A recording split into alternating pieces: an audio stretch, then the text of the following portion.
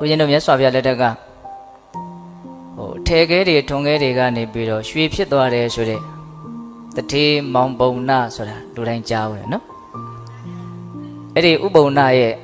သမီးကဥဒ္ဒရာအဲ့ဒီဥဒ္ဒရာကကလေးဘဝငယ်ရွယ်စဉ်တည်းကစသူကသောတာပန်အရိယာသူတော်စင်တယောက်နောက်အရွယ်ရောက်လာတဲ့အခါကျတော့အဲ့ဒီမောင်ပုံနာတရင်ငါးဘဝကနေခဲ့တဲ့တထေးကြီးကသူ့ရဲ့သားအတွက်အလိုရှိတယ်ဆိုပြီးတော့တောင်းလို့လူမှုရေးအရာညှင်းဆန်လို့မဖြစ်တာနဲ့အယူဝါဒမတူတဲ့မိစ္ဆာဒိဋ္ဌိအယူရှိတဲ့အဲ့ဒီတထေးသားနဲ့သူ့ရဲ့သမီးကိုပေးစားအဲ့ဒါဥဒ္ဒရာကအဲ့ဒီမိစ္ဆာဒိဋ္ဌိအယူဆရှိတဲ့တထေးအိမ်ကိုလိုက်သွားရတယ်ဟိုရောက်တဲ့အခါကျတော့ဖခင်ဒီကိုသူစာလန်းပြီးတော့ရေးတယ်တဲ့သူ့ကိုကျွန်တစိမ့်ခတ်နေပြီးတော့တခြားတစ်စုံတစ်ယောက်ကိုပေးလိုက်တာကမှကျွန်ဖြစ်နေပေးလိုက်တာကမှတော်သေးတယ်အယူဝါဒမတူတဲ့လူရဲ့အိမ်ကိုသူ့ကိုထည့်လိုက်တာအလွန်မှရစ်ဆက်ရရောက်တယ်သူ့မှာယတနာမြတ်သုံးပါးနဲ့ကင်းကွာပြီးတော့မနေနိုင်ဘူးဒါကြောင့်ဖအေးစီကိုစိတ်မချမ်းသာတဲ့အကြောင်းလှမ်းပြီးတော့စာရေးတာအဲ့ဒီမှာတထေးဥပုံနာကအလုပ်တုံဆိုတော့အသက်ပြာ1000ခွဲနဲ့စာတစောင်ရေးပေးလိုက်တယ်တဲ့အသမီးဟောဒီအသက်ပြာ1000ခွဲကိုယူပြီးတော့အဲ့ဒီရာဇဂိုမြို့မှာအလွန်တရာမှထင်ရှားကြော်ကြတဲ့ချောမောလှပခြင်းနဲ့ပြည့်စုံတဲ့တိတိမာတွေကိုသွားမင်းရဲ့လင်ယောက်ျားအတွက်15ရက်စာဒီအသက်ပြာ1000ခွဲကိုပေးပြီးတော့ငှားခဲ့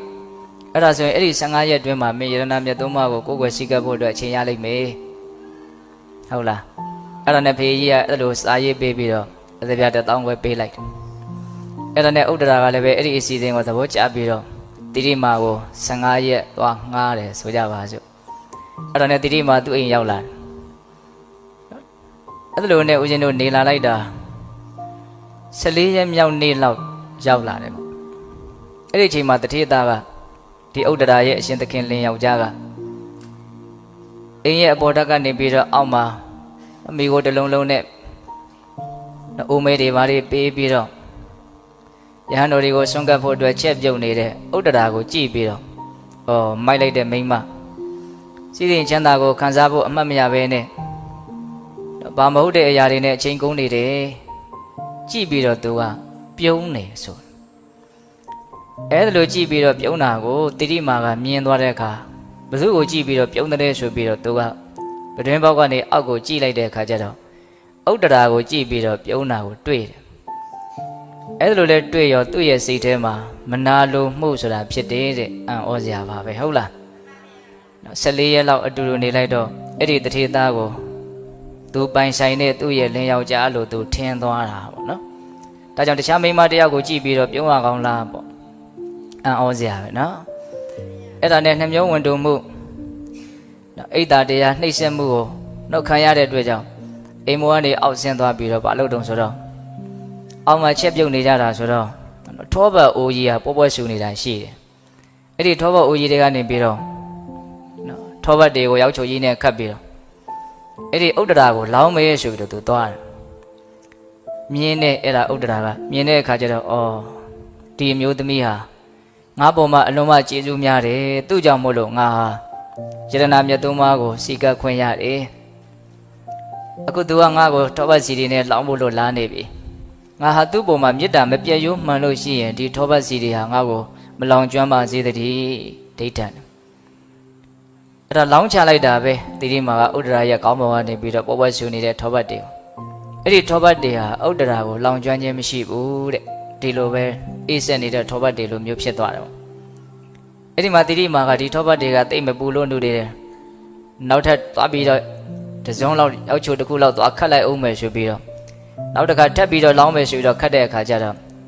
အနားမှာဥဒ္ဒရာရဲ့အခိုင်းအစီတွေကရှိတာ哦ပထမတစ်ချိန်လောင်းတော့ကတော့အလုံးကြောင်ပြီးတော့ကြည်နေကြတာဆိုဝိုင်းပြီးတော့မတားတာဘူးနောက်တစ်ချိန်အဲ့လိုလိုလုပ်တဲ့အခါကျတော့ဝိုင်းပြီးတော့တွန်းလှဲပြီးတော့သူကိုရိုက်ကြထိုးကြထောင်းကြလှုပ်ကြတာအဲ့ဒီမှာဥဒ္ဒရာကငါရဲ့ကျေးဇူးရှင်မကိုနင်တို့မနှိမ့်ဆက်ကြနဲ့အကုန်လုံးဆွဲပြီးတော့တားအဲ့ဒီမှာပဲတိတိမာကငါသူ့ကိုထောပတ်စီတွေနဲ့လောင်းတာကိုပဲ तू ကသူ့ရဲ့ကျေးဇူးရှင်မလို့ငါ့ကိုပြောနေတာအ အလွန်မှပြည့်ဝတဲ့စိတ်သဘောထားရှိတဲ့အမျိုးသမီးပဲဒီလိုသူတော်ကောင်းစိတ်ရှိတဲ့ပုဂ္ဂိုလ်ကိုငါဟာငါကျူးလွန်မိတဲ့အပြစ်ကိုဝန်ချတောင်းပန်ခြင်းမပြုရင်ငါကောင်းဟာခုနှစ်စိတ်ကိုအဲ့လေရ၏ဟုတ်လားအဲ့ဒါနဲ့ဥဒ္ဒရာရဲ့ခြေရင်းမှာဝတ်ဆင်းပြီးတော့သူ့ရဲ့လွန်ကျူးခဲ့တဲ့အပြစ်ကိုတောင်းပန်တယ်အဲ့လိုကျင့်တတ်ဖို့တောင်းပန်တဲ့အခါကျတော့ဥဒ္ဒရာကငါကတော့ကျင့်တတ်ပါတယ်တဲ့ငါကတော့ကျင့်တတ်ပါတယ်ဆိုတော့နောက်ထပ်စကားကကြံနေတယ်ပေါ့ဒါပေမဲ့ तू ကဆက်လာတဲ့အခါကျတော့ဘယ်သူမကျင့်တတ်တာတော့ဆိုတော့ငါရဲ့ဖခင်ကျင့်တတ်မယ်ဆိုရင်ငါကျင့်တတ်ပါတယ်တို့တဲ့ရဲ့ဖခင်တထေကြီးဥပုံနာကိုလည်းပဲငါတောင်းပန်ပါမယ်ဆိုတော့အေးတဲ့အဲ့ဒီဖခင်ကိုရည်ရွယ်ပြောတာမဟုတ်အဲ့တော့တန်တရားဝဲမှာဖြစ်စေတဲ့ဖခင်ငါအခုရည်ရွယ်ပြီးတော့ပြောတဲ့ဖခင်ဆိုတာမြတ်စွာဘုရားကိုပြောတာငါကိုချမ်းသာခြင်းအစစ်နိဗ္ဗာန်ချမ်းသာကိုသိအောင်မြင်အောင်ပြောပြနိုင်တဲ့နော်မြင်အောင်ပြနိုင်တဲ့မြတ်စွာဘုရားကိုသူကဖခင်နေရာမှာထားတာအဲ့ဒါလို့ဆိုလို့ရှိရင်အဲ့ဒီမြတ်စွာဘုရားကိုလည်းပဲငါတောင်းပန်ပါမယ်အဲ့ဒါလို့ဆိုရင်ဘယ်လိုတောင်းပန်မလို့ဆိုတော့အစီအစဉ်ဆွဲကြတာပေါ့နောက်နေ့မှာတိရိမာရဲ့အိမ်မှာဘုရားမှုရှိတဲ့တန်ဃာတော်တွေကိုပင့်ပြီးတော့ရှုံးကပ်ပြီးတော့စွန့်ဖုံးပေးအပြီးမှာမြတ်စွာဘုရားကိုတောင်းပန်မယ်ပေါ့အဲ့ဒါလို့အစီအစဉ်ပြီးတော့အဲ့ဒါဘုရားမှုရှိတဲ့တန်ဃာတော်တွေအိမ်ပင့်နောက်နေ့မနေ့မှာ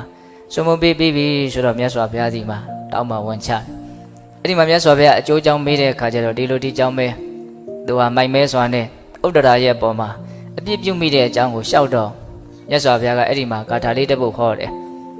အဲ့ဒီဂါထာလေးကိုလည်းနာယူပြီးရောတိရိမာဟာသောတပတ္တိမေညာဖွဉ္ဉံကိုရတယ်